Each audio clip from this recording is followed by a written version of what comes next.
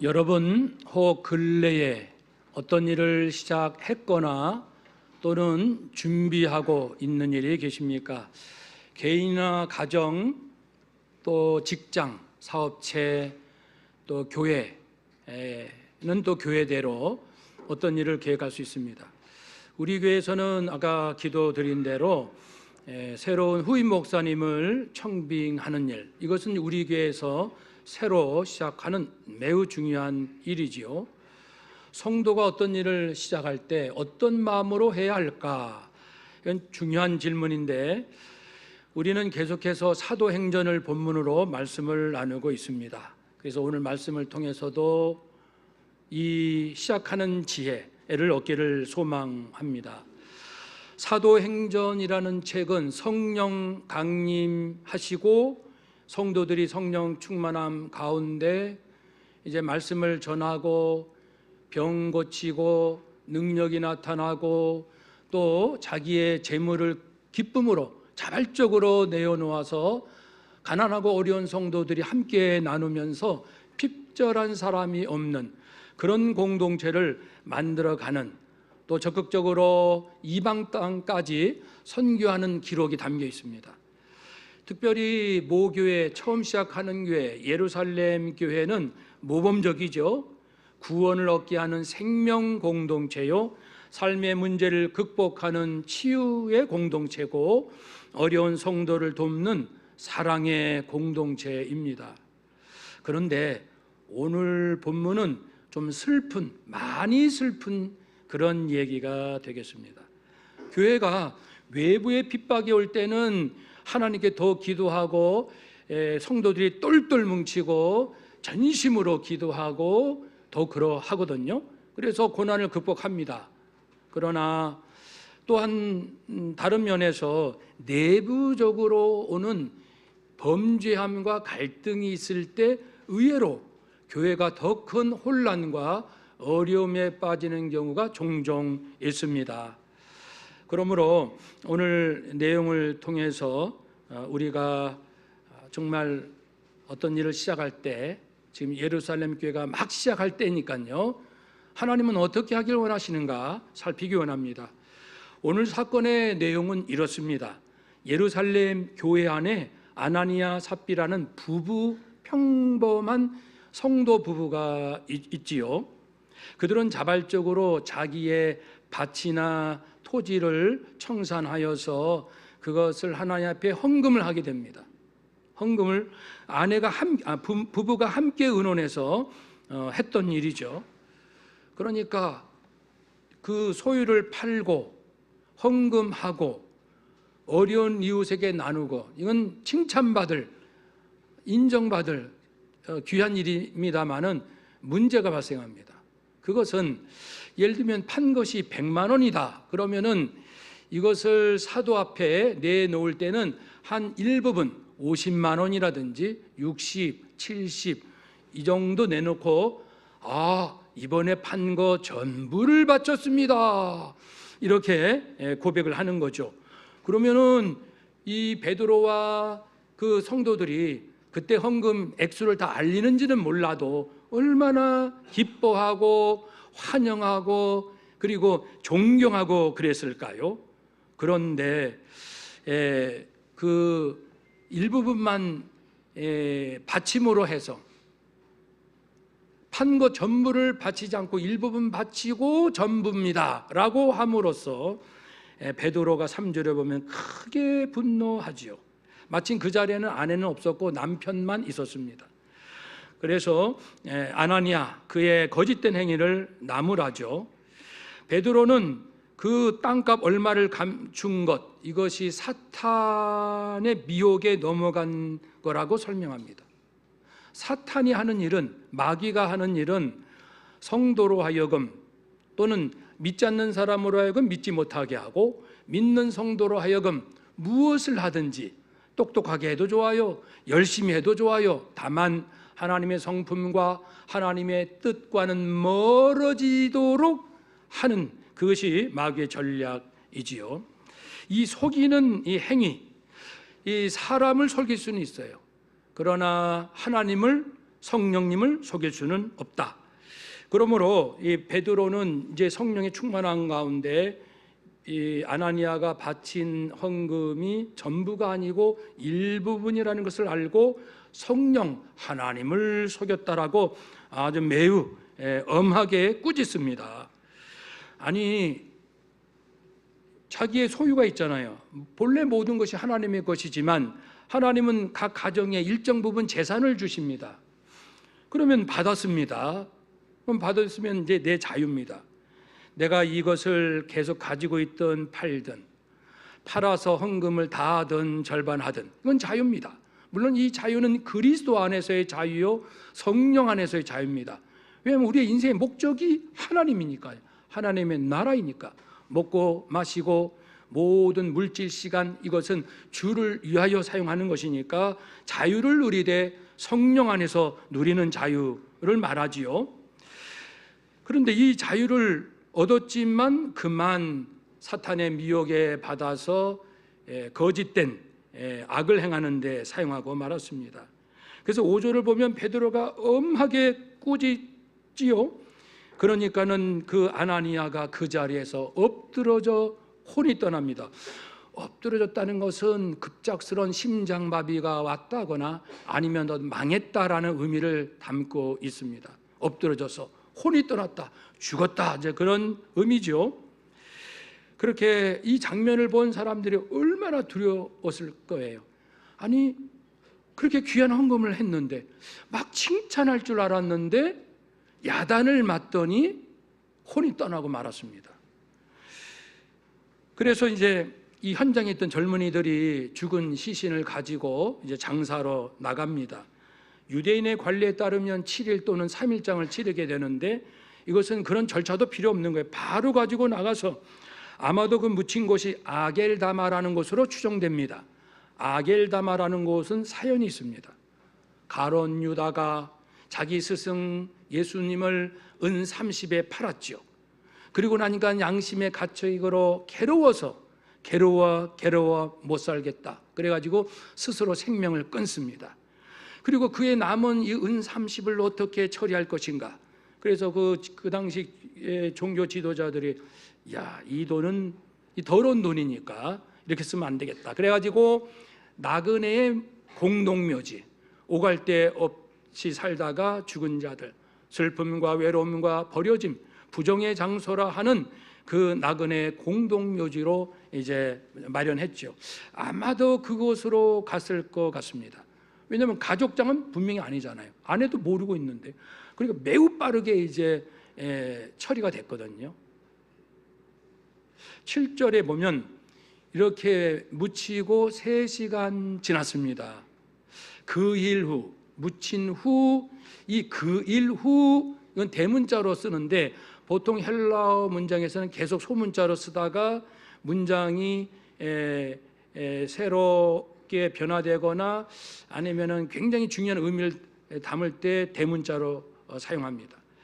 그리고 3시간이라고 의외로 이렇게 시간까지 구체적으로 표현한다는 것은 이 성경을 읽는 자로 하여금 매우 큰 경각심을 가지고 이제 헬라어 본문으로 읽겠죠. 그러니까 갑자기 이렇게 달라진 모습을 보고 이 이후에 뭔가 어떤 일이 일어날 모양이다. 긴장한 마음을 갖게 되겠습니다. 이제 삽비라, 그러니까는 남편은 죽고 아내가 다른 곳에 있다가 들어오게 되는데 아마도 이 삽비라는 베드로가 우리가 드린 헌금을 매우 기쁘게 생각했을 거야. 그리고 교인들도 굉장히 행복했을 거야. 내 마음도 기쁘고 이렇게 나름 기쁜 마음이 가득했을 것으로 여겨지는데 8절에 보면 베드로가 질문을 하죠. 삽비라에게 그 땅 판 값이 이것뿐이냐 내게 말하라. 한번 따라 합시다. 이것뿐이냐 내게 말하라. 그렇게 질문을 하지요. 그러니까 남편에게는 바로 네가 성령을 속이는구나 하고 그 자리에서 바로 죽음이 임했지만 아내에게는 질문을 해요. 이게 전부야? 말을 해봐, 이게 전부냐고 라고 질문을 하는 것은 회개의 기회를 주기 위함입니다. 회개의 기회. 그러면 이 질문을 받을 때 삽비라는 무척 당황하고 아마 양심이 찔렸을 거예요. 그래도 사람들이 기본 양심은 다 있잖아요. 뭐라고 대답해야 할까? 사실대로 말할까? 아니야. 남편이랑 이미 다 약속하고 다 짰는데 내가 틀면 안 되지. 그냥 가자. 밀고 가자. 네, 이게 전부입니다. 남편이 어떤 일인지 몰라요. 모르고 이제 아주 그냥 잠시 고민했겠지만 분명하게 답을 합니다. 네, 이것뿐입니다. 그러니까 베드로가 이렇게 말을 하죠. 너희 부부가 어찌 함께 꾀하여 공모하여 좋지 않은 일을 꾸며서, 그런 의미죠. 주의 영 성령을 시험하려 하느냐라고 거룩한 분노의 말을 합니다. 이어서 선고를 하지요. 내 남편을 장사하고 오는 사람들의 발이 문 밖에 이르렀다. 이제 곧 가까이 왔다는 것도 압니다. 또 너를 베어 내 가리라. 너 또한 남편과 같은 처지가 될 것이다. 그러니까 이 처리하고 온 젊은이들이 딱 들어오니까 그의 아내가 또 죽어 있는 거예요. 이게 웬 일입니까? 온 이 소식을 접한 그 부근에 있었던 성도는 물론이고 이 소식을 들은 온 성도는 크게 두려워했겠지요. 야, 하나님을 속이지 마. 사람을 속일 수 있어도 하나님을 속이면 안 된다. 성령을 속이면 안 된다. 한번 더 합시다. 혹시 사람을 속일 수 있어도 하나님을 속이지 맙시다. 성령을 속이지 맙시다. 아멘. 정말 우리가 그런 다짐이 필요합니다. 아나니아라는 이름은요, 여호와는 은혜로우시다. 얼마나 이름이 아름다워요. 뜻이 삽비라는 청옥, 아름답다라는 뜻이지만 이름과 달리 이 부부는 함께 공모하여 부정과 거짓과 음모와 술수를 부리면서 하나님 마음을 아프게 했습니다. 너무나도 안타까운 일이죠. 이 사도행전에 왜 이렇게 한 평범한 부부의 이야기를 이렇게 자세히 할까 좀 의아하기도 하는데요. 그것은 하나님께서는 당신의 중요한 일을 할 때 시작을 항상 중요하게 여깁니다. 시작이 거룩해야 합니다. 예를 들면요, 여호수아서를 보면은 이스라엘 백성이 40년 광야 생활을 마치고 이제 가나안 땅, 약속의 땅으로 들어갑니다. 그래서 여호수아를 앞세우고 요단강 건너 이길 수 없는 전쟁, 여리고성을 무너뜨리죠. 도저히 우리 힘으로는 이길 수 없는 그 전투에서 극적으로 이깁니다. 두 번째, 아이성 전투. 이건 쉽습니다. 게임이 안 됩니다. 이거는 그래서 오히려 우리 숫자를 줄이자 이렇게 거듭을 피우면서까지 할 만큼 이건 당연히 이길 전쟁입니다. 두 번째는 그러나 패합니다. 그러니까 우리가 이길 수 없는 거 이길 때는 야 신난다 뭐 정말 얼마나 기뻐해요. 근데 충분히 이길 수 있었는데 충분히 얻을 수 있었는데 그걸 얻지 못하거나 패하면은 말할 수 없는 괴로움과 절망, 자괴감, 고통 막 이렇게 밀려오잖아요. 그러니까 여호수아가 하나님 앞에 막 따지듯이 어떻게 이럴 수가 있습니까 하나님, 그렇게 말할 때 여호수아 7장에 보면 하나님께서 여호수아에게 답변하십니다. 일어나라, 어찌하여 이렇게 엎드렸느냐. 이스라엘이 범죄하여 내가 그들에게 명령한 나의 언약을 어겼으며 또한 그들이 온전히 바친 물건을 가져가고 도둑질하며 속이고 그것을 그들의 물건들 가운데 두었느니라. 즉 하나님은 여호수아를 통해서요, 너희가 전쟁을 하거든 전리품을 갖지 말아라. 보통 전쟁하면 군인들이 전리품 갖는 재미가 있습니다. 그 러시아 우크라이나 전쟁 보세요. 우리 뉴스에 보면 전리품 챙기는 모습도 보잖아요. 그럼 뭐 당연히 어떻게 보면 허락하는 일들인데 이 일은 하나님께서는 아무도 갖지 말아라. 이건 다 하나님께 바쳐진 것이니 너희가 사사로이 갖지 말아라. 이렇게 일부러 당부를 하셨던 부분이 있었습니다.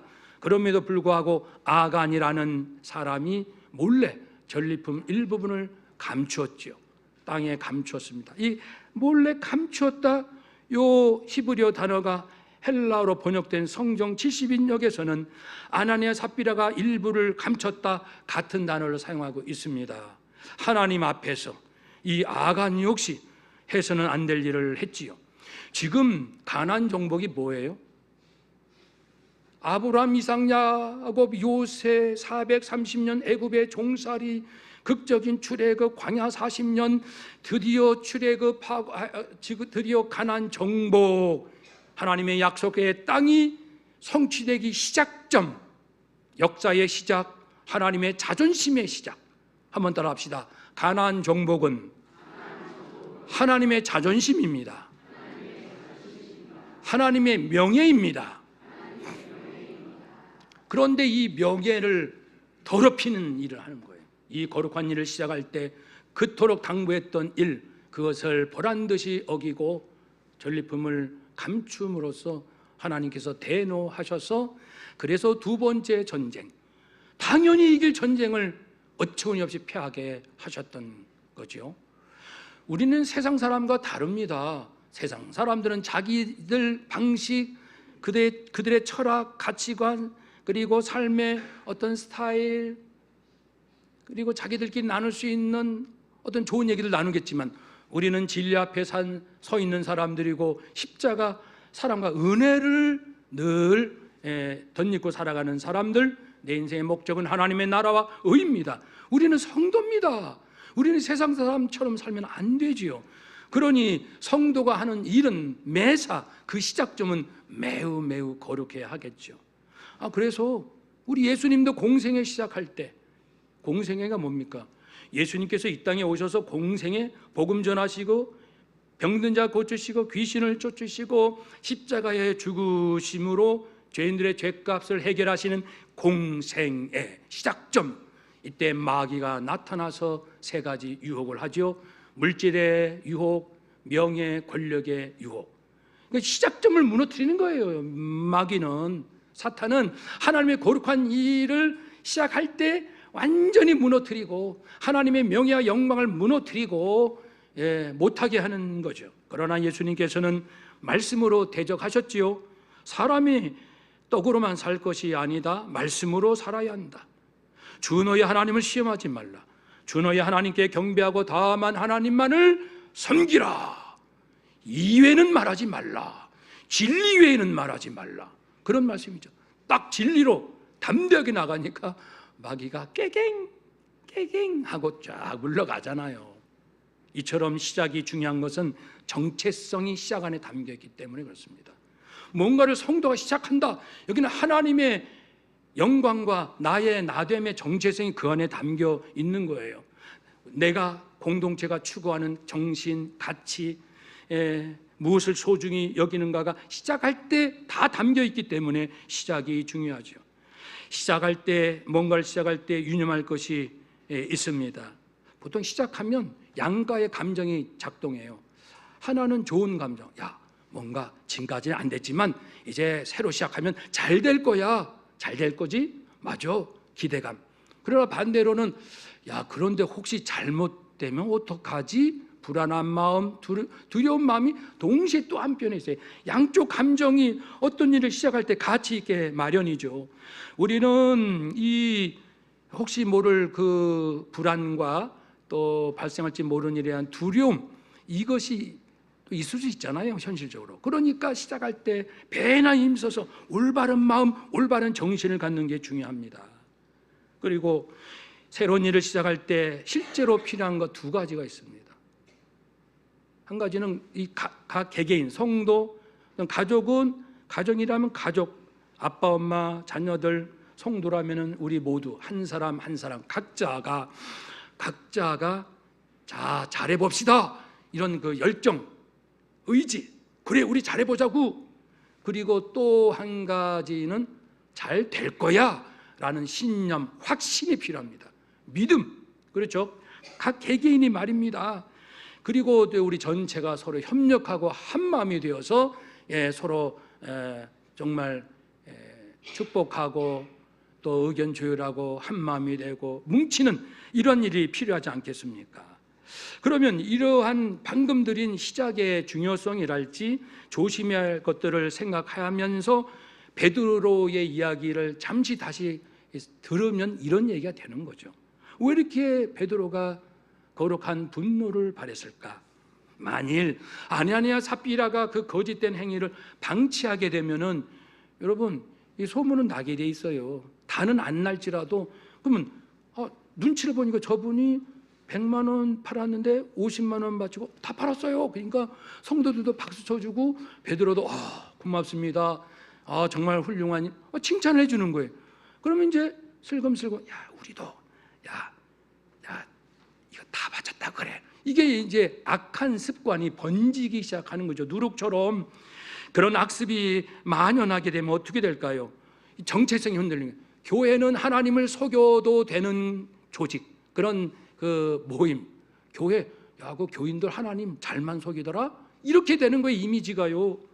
그리고 성도들 스스로가 우리가 이렇게 자꾸만 하나님 속이면 되나? 라는 불안함. 이렇게 하면 우리가 뭐 일 잘못될 것 같아. 이러면 안 되는 거 아니야? 두려움이 자리 잡게 되겠죠. 그리고 성도들은 잘해봅시다. 잘 될 거야. 라는 마음을 가져야 하는데 자꾸만 맥이 빠지는 거예요. 왜냐하면 우리가 올바른 마음, 올바른 일을 하지 않기 때문에 하나님 앞에서 우리가 영적으로 무너지는 거예요. 그래서 잘하고 싶어요, 마음은. 근데 힘이 안 나는 거예요. 잘 될 거야 믿고 싶어요. 믿어지지가 않는 거예요. 이미 하나님 앞에 올바른 마음을 갖지 않기 때문이죠. 그리고 이제 우리 성도님들이 만약에 서로가 말이죠, 단합해야 되는데 자꾸만 서로 자기 자랑하는 거예요. 나 이렇게 헌금했어. 나는 이렇게 했거든. 나는 이렇게 했어. 그리고 뭐 시기하고 질투하고 험담하고, 그리고 저렇게 엉터리 신앙인이 존경받아. 이놈의 교회 하고 막 분노와 울분을 토로할 거예요. 교회가 엉망이 되는 거예요.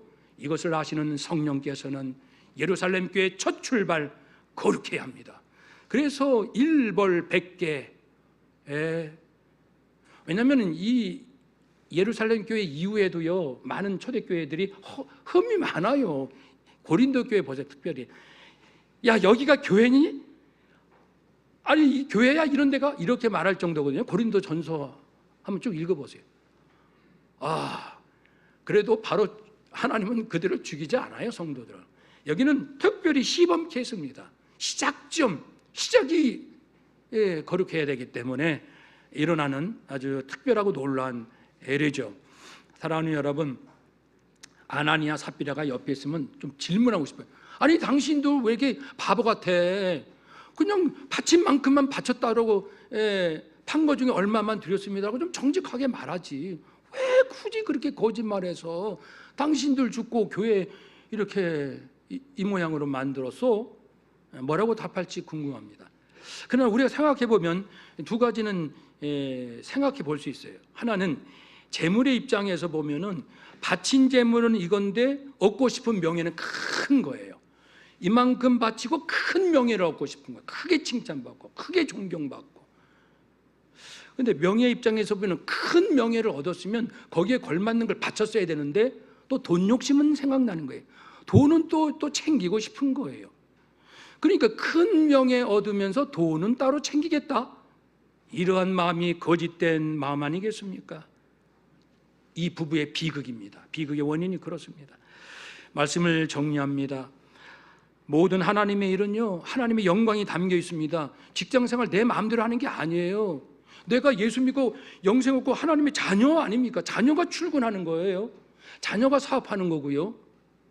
그러니까 어떻게 직장을 내 마음대로 합니까? 하나님께 여쭤보면서 하루하루 살아야죠. 하나님의 일의 시작은 언제나 하나님 앞에서 정결하고 거룩하고 그래서 진실해야 합니다. 이것이 하나님의 일입니다 라고 이 정체성이 바로 세워져야 하기 때문에 그렇습니다. 그런데 하나님의 일은 성도에게는 뭐 이런 것도 다 하나님의 일이잖아요. 가정이 시작되는 것은 결혼이요, 생명이 시작하는 출산, 학교의 시작은 입학이고, 군생활의 시작은 입대고, 직장의 시작은 입사요, 또 새로운 주거의 변화의 시작은 이사 가는 거 아닙니까? 그러니까 우리 인생의 모든 삶에 이것이 다 하나님의 일이고, 교회로서는 교회를 개척한다든지 서로 새로 건축한다든지, 우리처럼 후임 목사님을 청빙한다든지, 또 우리 항존적 일꾼을 세우는 일들, 이것이 매우 중요한 새롭게 시작하는 일들입니다. 성도나 교회는 언제나 어떤 일, 특별히 중요한 일, 특별히 큰 일, 특별히 의미 있는 일을 시작할 때는 오늘 말씀처럼 마음을 깨끗하게 해야 합니다. 하나님께서 기뻐하시는 성결과 순종의 이 마음을 왜냐하면 제가 후임 위해서 계속 기도할 때 그런 마음을 주셨어요. 이 말씀을 준비하기 전에 좋은 목사님 오라고 기도하기 전에 너희들의 마음을 정결케 하라, 이런 이제 감동을 깊이 주셨어요. 그거 좀 전이었어요. 근데 오늘 이제 사도행전 흘러가면서 오늘 말씀이 마침 아주 또 맞는 말씀 같더라고요. 사랑하는 여러분, 우리 교회의 중요한 일을 앞두고 우리가 해야 할 가장 중요한 것은 한번 따라합시다. 성결하게 삽시다. 성령의 인도하심에 순종합시다. 네, 그런 축복을 누리시기를 주의 이름으로 부탁드립니다. 아멘. 기도하겠습니다.